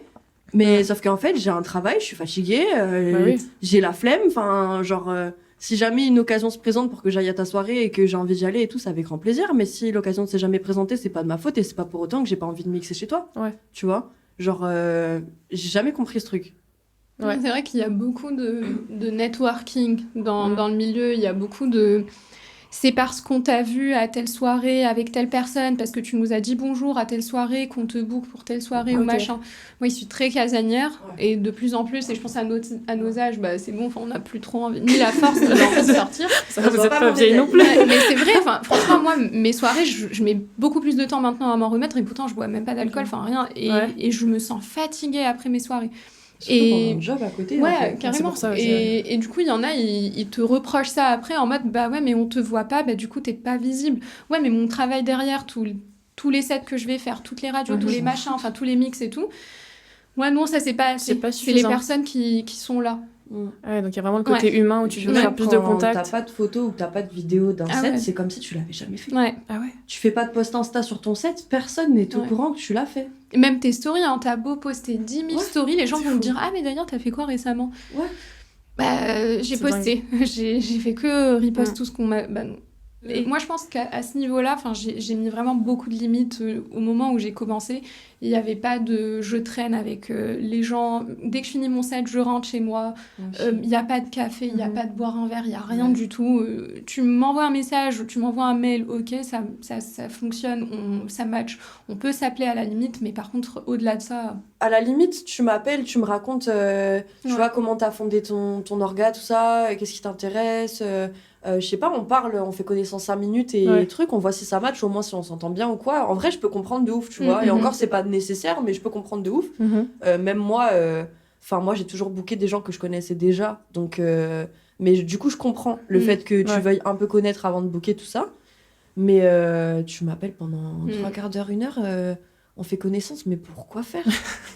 Du coup, ça m'amène à une question, est-ce que c'est pas compliqué de percer étant une femme dans ce milieu qui est plutôt masculin encore ? Je pense qu'on démocratise, nous déjà, nous plus toutes les autres femmes DJ en ce moment dans le milieu, et je pense aux grosses DJ sur Paris comme les plus petites, déjà avec toutes les Carla Genius, toute cette époque-là qui ont commencé un peu à mettre en place la femme derrière les platines. Aujourd'hui, je vois des workshops passer, je vois beaucoup de choses qui évoluent et c'est super cool, mais c'est beaucoup plus compliqué pour une femme. Je pense que c'est vraiment beaucoup plus compliqué. Déjà, notre safety, le fait d'être une femme derrière les platines, tu sais pas à quel moment il y a un fou qui va te jeter un truc sur la tête, tu sais pas à quel moment il y a... Et... un mec qui touche le cul. Ouais. Ah ouais, Et en plus, moi en tout cas, j'ai beaucoup galéré à me sentir légitime parce que derrière, on va à chaque fois t'envoyer des vidéos de mecs en train de mixer. Ouais, mais vous faites pas aussi bien qu'eux. Ouais, mais non. Ça va beaucoup te comparer. Il y a beaucoup. Et puis, tu restes une femme. Et une femme, pour certains, c'est toujours... Il y en a beaucoup, et ça, je l'ai entendu, et ça me dérange absolument pas de le dire. il y en a beaucoup qui disent encore aujourd'hui, elle est bookée parce que c'est une meuf. Et qui me le disent sur moi, enfin qui le disent sur plein de femmes. Et après, ils nous mettent plein la gueule, tu vois, quand on me dit t'es bookée parce que t'es bien habillée ou des trucs comme ça, ou t'es sexy, ou j'espère que tu vas venir comme ça, tout ça. Tu sais, il y en a qui disent, ouais, mais tu sais que les mecs, ils auraient pas cette chance, tu vois. Ouais. Mais il y en a beaucoup qui le disent même en face. Hein. Tu vois ce que je veux dire? Mais ils le disent même en face-to-face. Enfin, moi, je l'ai déjà eu en face-to-face. Ouais, mais t'as été bookée là parce que t'es la seule meuf sur la line-up et comprends ce qu'il faut comprendre de ça. Bah non, pas du tout. J'ai été bookée parce que je bosse derrière dessus. Bah oui. Après, c'est peut-être aussi le cas. Hein. Peut-être que leur gars, il s'est dit, il faut au moins une meuf dans le line-up. Et heureusement. Bah oui. Tu vois ce que je veux dire? Il faut que ça change un peu. Mais s'il y a un peu de discrimination positive dans l'histoire, oui, bah tant mieux dans ce cas-là. Mais je sais qu'il y en a beaucoup qui ont cette rage aussi de voir juste une femme bien se débrouiller. Et puis j'ai l'impression que vous n'avez pas le droit à l'erreur non plus. C'est-à-dire que si vous allez faire une erreur, ça va être 2 fois plus critiqué parce que vous êtes une femme, quoi. Ouais. C'est genre, même, je sais pas, tu te loupes une transition, on dirait ah bah avec tes ongles en même temps. C'est ouf. Tu vois, il y a toujours quelque chose. Toujours un truc. Genre, moi, on me le dit souvent ça. T'arrives à mixer avec tes ongles Ouais, mais enfin, j'arrive à faire mon quotidien avec mes ongles, en fait, tu vois. Genre, je vis, je mange. Ça dérange pas la personne jusque-là, donc c'est ouf.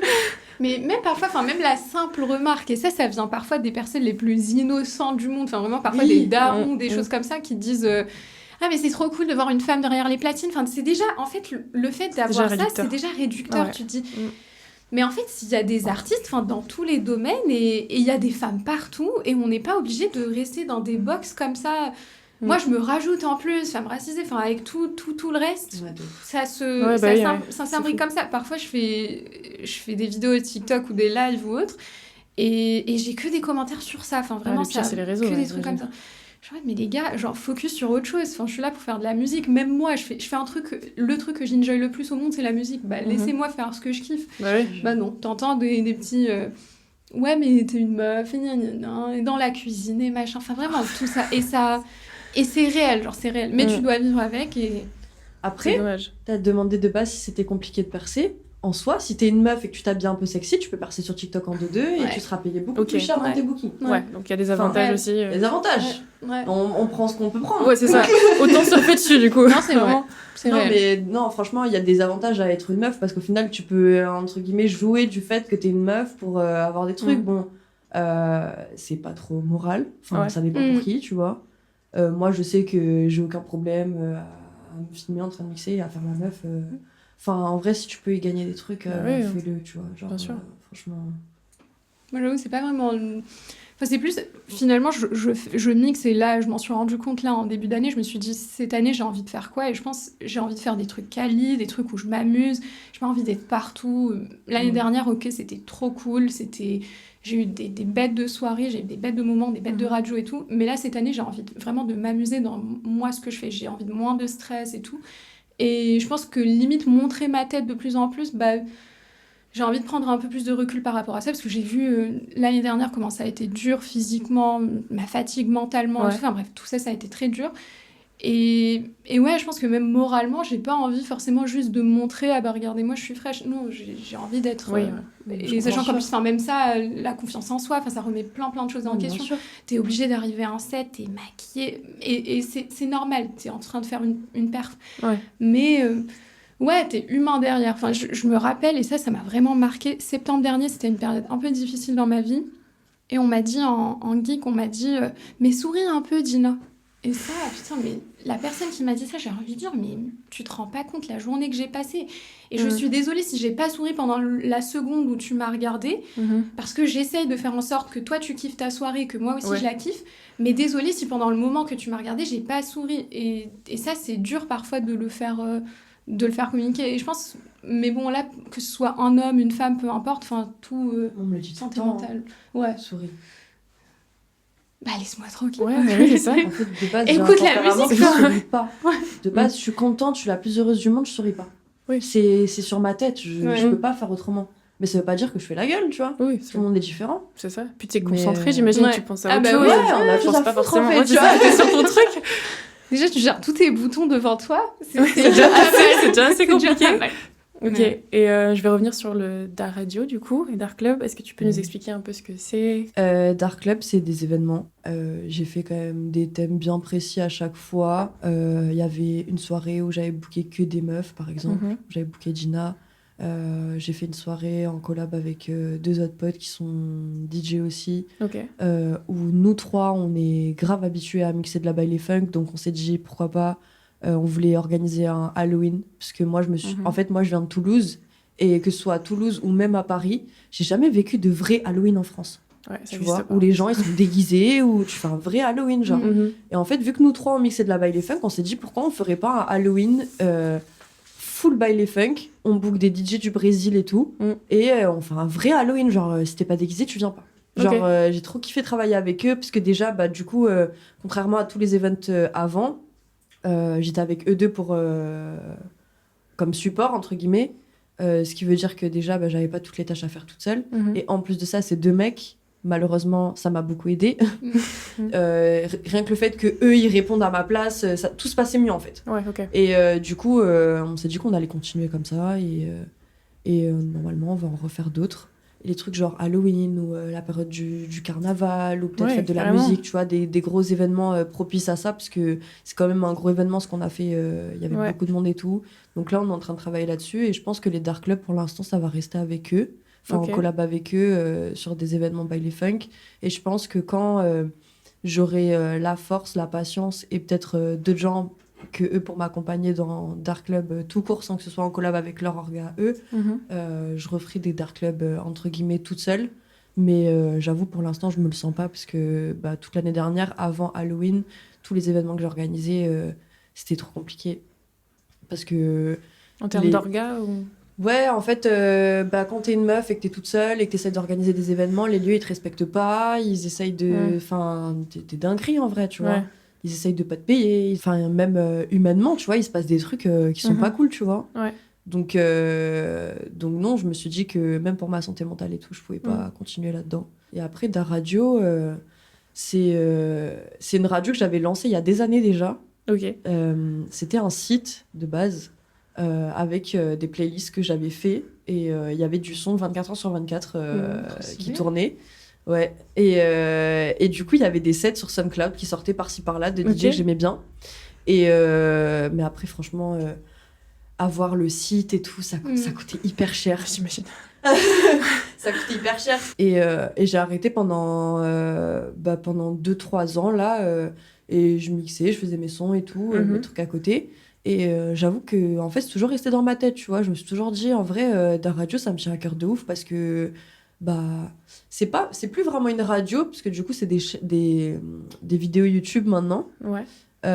où il y a des DJ et des artistes, mais je vois quand même ça comme une radio dans le sens où tu peux mettre et écouter du son pendant que tu fais des trucs à côté, Mhm. tu vois. Mais j'ai toujours voulu reprendre le truc, tu vois. Quand Ouais. j'ai arrêté le site, je me suis dit un jour, je vais reprendre le truc parce que bah, que ce soit en vidéo ou que ce soit vraiment sous forme de radio ou que ce soit juste en audio SoundCloud ou quoi, Ouais.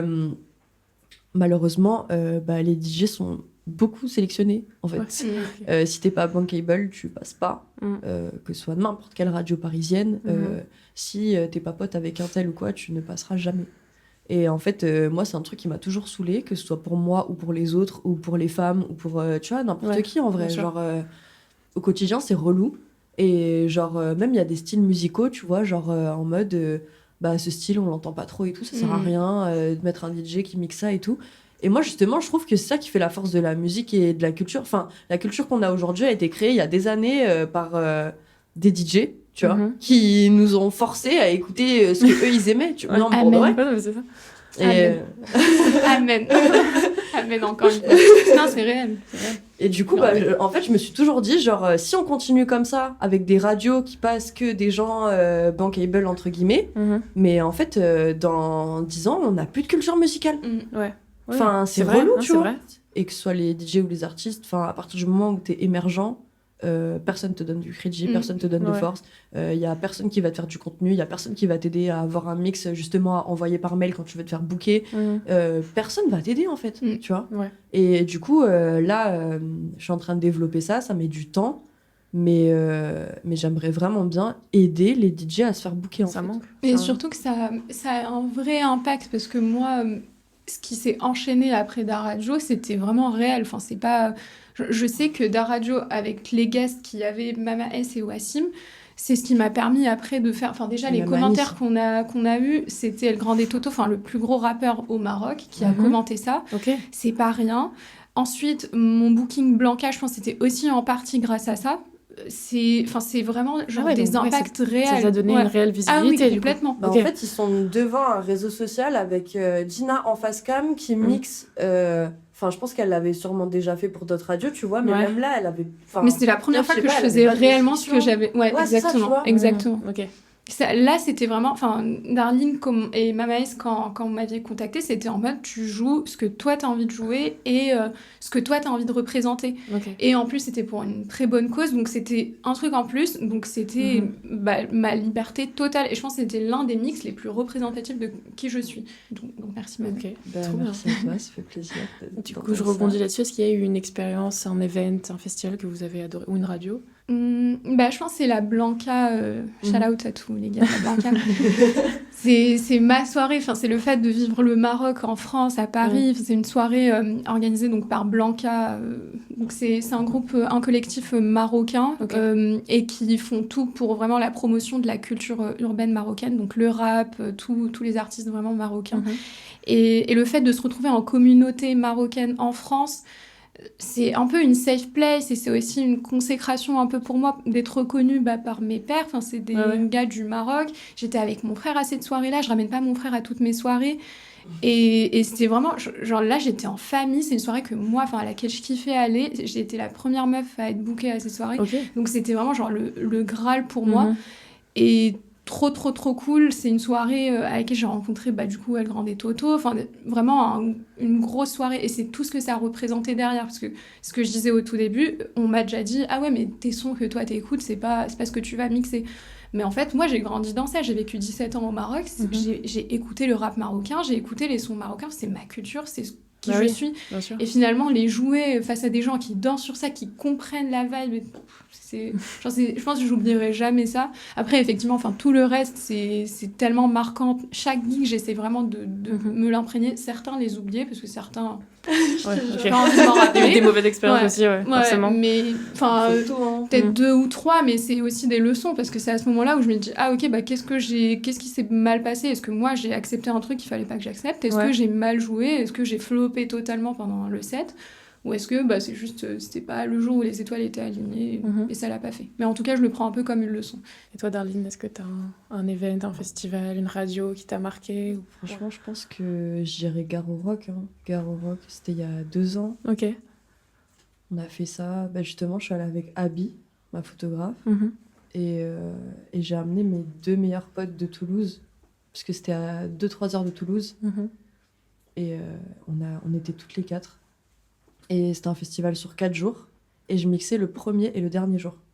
Du coup, on a fait 2 jours en mode taf et 2 jours en mode festivalier, quoi. On n'aurait jamais dû, parce que à la fin, on avait envie de mourir. Genre vraiment... genre le dernier jour, mon deuxième set... il y avait 4 sets sur 2 jours. Mon dernier set, c'était le dernier set du festival. Ok. Et du coup, en fait, c'était soit les gens partent, soit les gens restent à mon set. Il n'y avait pas d'autre choix, tu vois.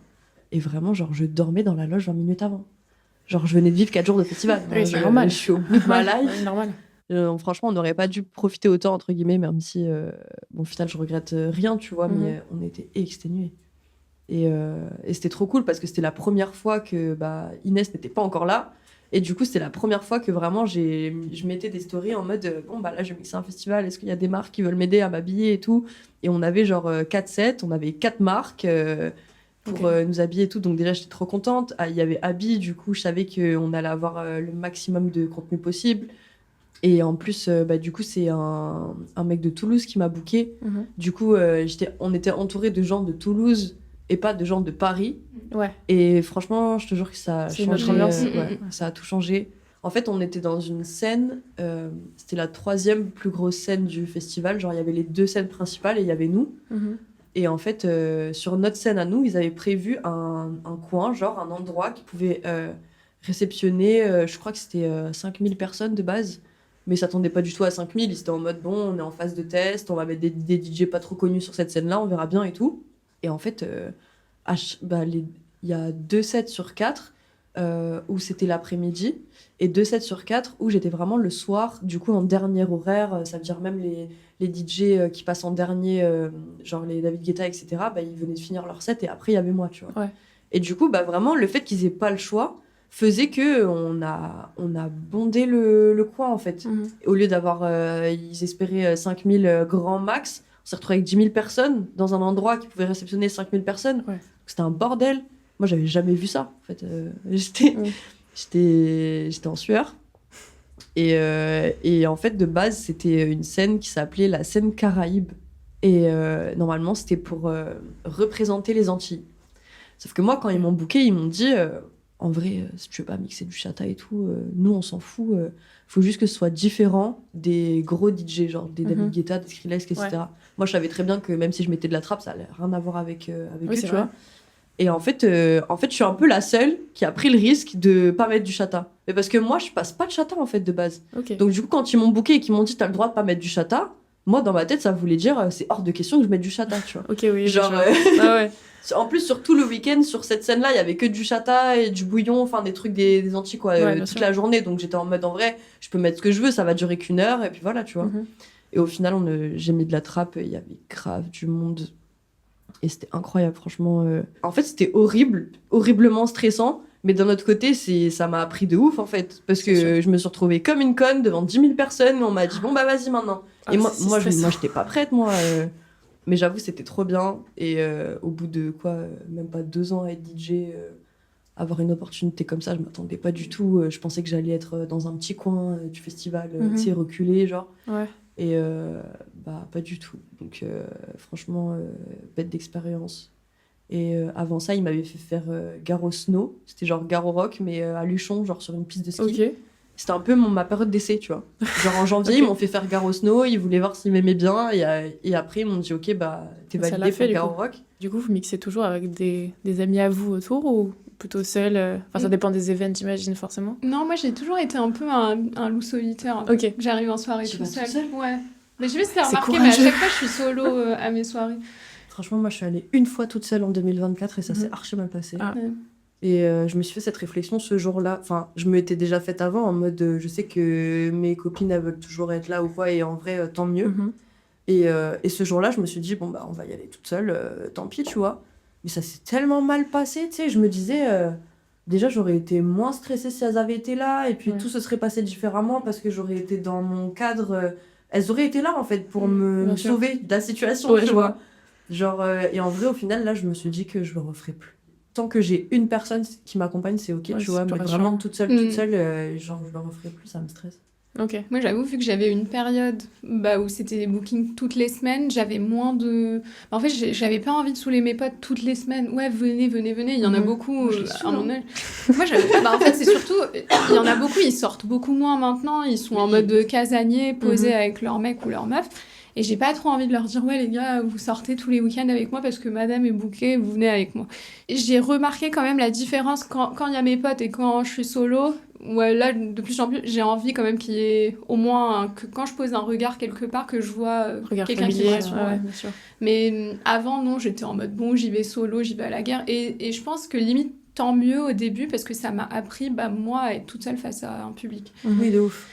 Genre, moi, je sais que, par exemple, à Dochi, si ma pote, elle était pas là, mais comment j'aurais fait Tu vois, je me dis, elle était... Au moins, elle était... c'est peu importe ce qui se passait. Elle était contente d'être là, elle était contente pour moi que je sois là, et elle était en mode, tout est ok, t'inquiète, ça va aller, tu vois. Alors que moi, toute seule, tu sais qu'à tout moment, je suis une crise de panique avant la scène et j'y vais pas, tu vois. Ouais. Moi, je m'en suis rendu compte à un moment, quand on avait fait avec Babel Wave, à la fête de la musique 2020. Du coup, on avait joué sur une grosse scène et au moment où je suis arrivée, il y avait mon frère avec moi et il pouvait pas venir en loge avec moi, donc il a dû partir carrément puisqu'il y avait tellement de monde. Et ce jour-là, j'avais besoin de lui et je me disais non, il faut que j'ai mon frère avec moi. Ouais. Et vu qu'il n'a pas pu rentrer, je me suis dit, bon, il faut que j'apprenne à me détacher, en fait, et que je sois seule à tous mes sets, parce que je ne sais pas si demain, et c'est ce qui est arrivé aussi, quand j'ai fait des sets à l'international, il fallait que je sois seule, parce qu'ils m'ont booké moi et pas un plus un avec moi. Ouais. Oui. Et ça aussi, ça m'a habituée. Et donc, t'es partie toute seule ? Ouais. Ah ouais. J'ai mixé en Allemagne, par exemple, en mars dernier. Là, je suis allée toute seule, j'ai pris le train solo, il y avait des grèves en Allemagne, j'ai dû faire toute l'Allemagne en train pour arriver là où je devais mixer. Après, les personnes donc de Community Radio étaient incroyables, donc très bienveillants, ils sont venus me chercher, donc tout s'est très très bien passé.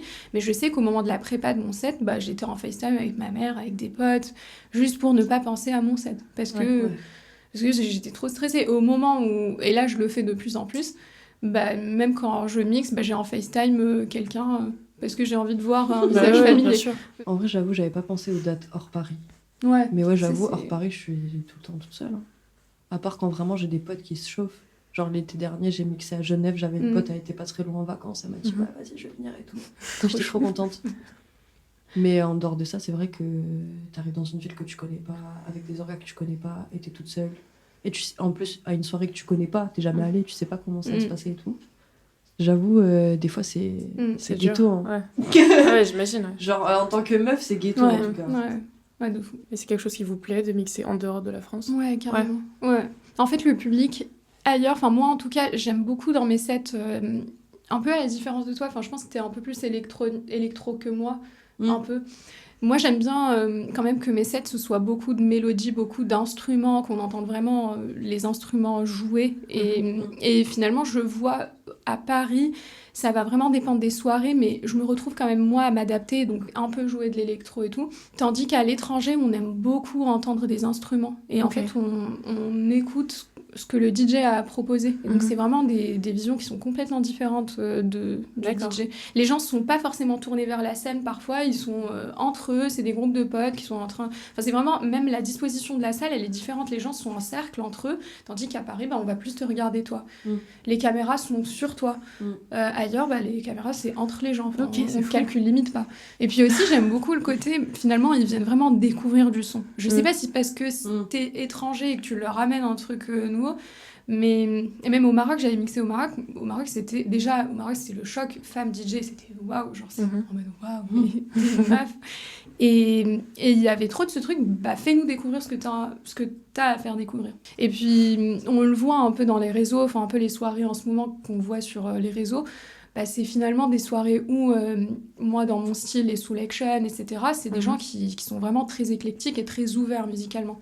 Et ça a un peu de mal à arriver en France. Ouais, mais de plus en plus, donc ça, tant mieux. Il y a beaucoup de DJ qui font ça pour la culture, qui font ça pour faire avancer ces sons-là.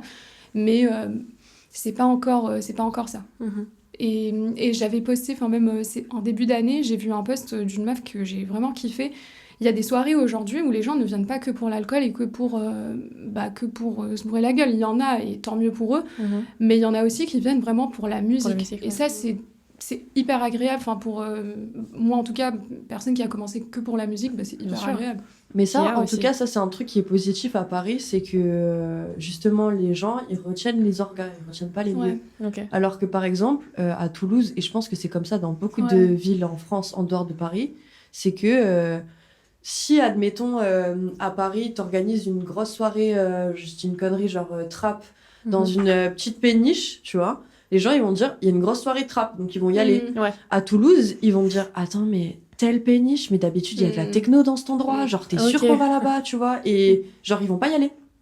Et genre, c'est grave associé, en fait. Et ça, c'est un truc que j'ai kiffé quand je suis arrivée à Paris, parce que je me suis dit, tu sais...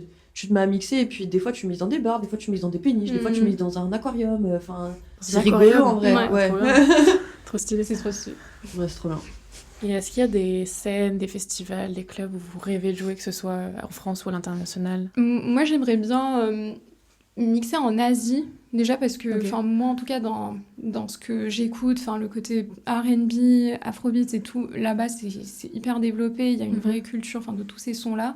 Et peut-être plus tard, mais vraiment plus tard, faire un petit US tour où vraiment je mixerai un peu partout au set parce que c'est l'expérience, c'est la vibe, les endroits sont incroyables, c'est une autre dimension musicale, mais j'aimerais vraiment bien être préparée pour ça, moi aussi bien le préparer. Et quand j'arrive là-bas, j'ai vraiment un bon delivery. Enfin, je sais que j'arrive avec un autre mindset. Là, j'arrive en tant qu'artiste et non pas juste c'est mon side hustle. Et voilà, j'ai vraiment envie d'en profiter et tout. Mais bon. Parce que je trouve aussi c'est important, enfin pour moi, de jouer là d'où viennent mes influences sûr, aussi. Et les DJ que j'ai le plus apprécié, c'est beaucoup de gars des States ou aussi d'Afrique aussi. Donc aller dans des endroits qui m'ont influencé. Je pense que c'est plutôt ça, plus qu'un festival en particulier ou une scène. Donc c'est juste des endroits. Puis découvrir aussi qu'est-ce que ça va m'apporter, comment ça va changer ma vision des choses. Maintenant que je vais commencer à prod, est-ce que peut-être plus tard je vais faire que ça? Est-ce que je vais lâcher le mix? Je sais pas. Ouais, c'est vrai, hein, je la rejoins pas mal. Moi, j'aimerais trop mixer de la baile au Brésil. J'aimerais trop mixer de la trap aux States. J'aimerais trop mixer de la Jersey, tu vois, aux États-Unis. J'aimerais trop mixer de la trap ou de la grime ou quoi à Londres, tu vois. En vrai, ce serait trop bien. Après, j'avoue, j'aimerais beaucoup faire Rolling Out. Genre vraiment. Ok. Là, on voit ça loin, tu vois, mais en vrai... n'importe quel Rolling Loud, que ce soit celui du Portugal, celui des États-Unis, s'il y a quelqu'un de chez Rolling Loud qui me regarde, on sait jamais. Non, en vrai, ça me ferait trop kiffer de mixer là-bas, ou du moins dans un festival genre full trap comme ça, où il y a vraiment une ambiance. Genre, je sais que Rolling Loud, la dernière fois quand il avait fait au Portugal, c'était sur la plage. Mais ça, c'est un mood incroyable. C'est trop sympa. Ouais, je trouve que c'est vraiment un mood différent, et je pense que même. Ça me pousserait à mixer des styles musicaux que j'ai pas l'habitude de mixer, genre parce que en fait c'est ce que l'été t'évoque, ou tu vois ce que je veux dire. Genre c'est grave un thème en vrai, genre c'est le mood il est global, genre été sur la plage coucher de soleil, au ski, tu vois des trucs par saison comme ça. Non mais ouais, carrément. En vrai c'est drôle, mais ouais c'est comme elle a dit, c'est un cadre en fait, genre ouais. Ce serait pas mal. Et puis peut-être Someday Boiler Room. Ça, c'est... Mais bon, je pense que c'est un peu le Graal. Oui, non, quand... mais bien sûr. On veut tous faire Boiler Room, on veut tous faire Apartment Life, on veut tous faire Soul Action. Voilà, en vrai, ça sert même à rien de le dire, tu vois. Y a pas de secret. Hein. Je voulais aussi parler un peu du fait que tu as une carrière aussi en tant que chanteuse. Tu as sorti 2 projets, Dead Files et Reboot. Est-ce que tu veux un peu en parler? En vrai, je chante depuis que je suis petite. Ok. Contrairement au DJing, j'ai toujours voulu faire ça de ma vie, tu vois. Et j'ai sorti beaucoup de projets et beaucoup de sons avant Dead Files que j'ai archivés parce que je trouvais qu'il n'y avait pas de DA. Ok. En fait. Quand on est arrivé au moment de Dead Files, j'ai commencé à avoir une fixette sur la science-fiction. Enfin, je l'avais déjà depuis longtemps, tu vois, mais une fixette de me dire moi aussi je veux de la science-fiction dans mes trucs, tu vois, et de vraiment créer un univers, de faire en sorte qu'il y ait une histoire derrière, tu vois, de pas faire du son pour faire du son. Et du coup à partir de Dead Files, j'ai commencé à essayer de vraiment travailler sur un truc plus SF et surtout plus club, parce que du coup Dead Files c'est sorti quand je venais à peine de commencer à apprendre à mixer. Et je m'étais déjà dit que dans tous les cas, j'allais mixer des sonorités électroniques et que je voulais chanter des sonorités électroniques, voire lier les deux. J'avais pensé à ça depuis, trop bien. Depuis Dead Files, tu vois. Ouais. Parce qu'en France, on est beaucoup sur elle est ça, et c'est tout, tu vois. Et du coup, j'allais dire ça a été hyper compliqué, mais c'est encore hyper compliqué de faire comprendre aux gens que je chante. Okay. Et donc là, du coup, le dernier projet qu'on a sorti, c'est une idée que j'ai eue, rien à voir avec tout ce que je viens de dire, parce que c'est presque impossible de chanter Reboot sur scène. Mais en gros, Reboot, c'est un projet du coup que j'ai sorti en septembre. C'est un projet narré. J'ai appris ça il n'y a pas longtemps. Ça se dit comme ça.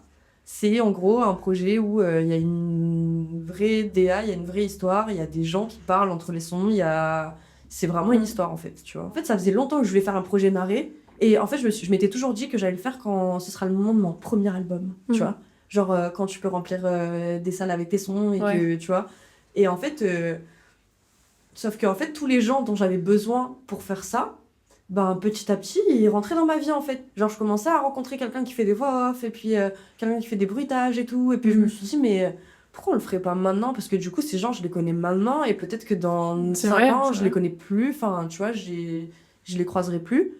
Et du coup, en fait, l'histoire, elle s'est grave développée dans ma tête, tu vois. Genre, j'avais déjà une histoire de base, mais ça devait pas parler entre les sons et tout. Devait y avoir une histoire que t'allais déduire toi-même, tu vois. Ouais. Et en fait, petit à petit, je voyais mes rencontres et tout, genre s'accumuler. Et je me disais, mais en fait, on peut le faire maintenant, pourquoi on le ferait pas maintenant? En fait, au final, je suis grave contente d'être allée au bout de l'idée parce que je trouvais que c'était hyper dur. Enfin, c'est hyper ambitieux comme idée, Bien tu sûr. vois. Ah ouais, non, c'est bien. Genre, mais au final, à la fin, tu vois, on avait grave la satisfaction de se dire, putain, mais en fait, on a réussi à faire ça sans personne. Genre, vraiment, on était 2 à faire ça. À 2, on fait ça, ça veut dire qu'à 10, on pourrait faire des trucs, tu vois. En vrai, je pense que j'aurais préféré le sortir plus tard, avec du recul, et faire une vraie com autour et tout, et avoir des vrais visuels en mode 3D, etc., en mode vraiment SF poussé et tout. Mais j'avoue que j'aurais kiffé faire un court-métrage sur ouais, ce serait fou. juste mettre l'image sur tout le long de l'histoire, en fait. Et donc, petite dernière question, est-ce que vous avez des projets à venir, des scènes, des events? Des scènes, oui, il y en aura. Il y a beaucoup de choses là qui vont arriver en 2025, c'est assez cool. Je veux pas trop en parler parce qu'il y a beaucoup de choses qui sont encore en cours de confirmation. Je veux pas non plus me porter l'œil sur certains trucs, donc ça viendra. Mais en tout cas, je vais prendre quand même cette année pour vraiment travailler beaucoup plus parce que j'avais remarqué avec la fatigue en 2024 que j'avais un peu laissé de côté vraiment le côté travail, recherche de musique, mes préparations de playlist, enfin aussi la technique, j'avais laissé un peu de côté. Donc là, j'aimerais vraiment bien me remettre dans ça, bien travailler et finalement être plus sur des sets de qualité qui vont me plaire que de la quantité. Donc c'était un peu ma promesse pour cette année. En 2025, j'aimerais bien faire plus de sons, j'aimerais bien lancer de la radio pour de vrai, en mode récurrent. J'aimerais bien que Dark Club se développe en même temps. En fait, ce sera un petit peu l'année où ok, maintenant je sais mixer, je sais me faire booker. Maintenant, on va travailler plus la technique, on va essayer d'être régulier sur le contenu et d'être régulier sur tous les à côté, tu vois. Parce que le truc, c'est que, ok, t'es juste un chill guy qui aime bien faire du son et qui en a rien à foutre de les sortir, mais en vrai de vrai, le but de la musique, c'est le partage, tu vois. Complètement. Et le truc, c'est que moi, effectivement, des projets, j'en ai plein, des sons dans mon téléphone qui sont jamais sortis, j'en ai plein, mais il faudrait peut-être appuyer sur upload, tu vois, de temps en temps. C'est vrai, je vois. En vrai, moi, je pense que c'est plus ça, mon truc, c'est qu'il faudrait vraiment que je sorte les trucs que je fais, en fait. Ok. Très bonne résolution. C'est la fin de cet épisode. Merci à vous deux d'avoir été présentes avec nous aujourd'hui. Merci à toi. Ce podcast vous a été présenté par LDI et InProduction. À la réalisation, Emma Basset, et à la production, Amy Aguirre. Merci de nous avoir écoutés. À très vite.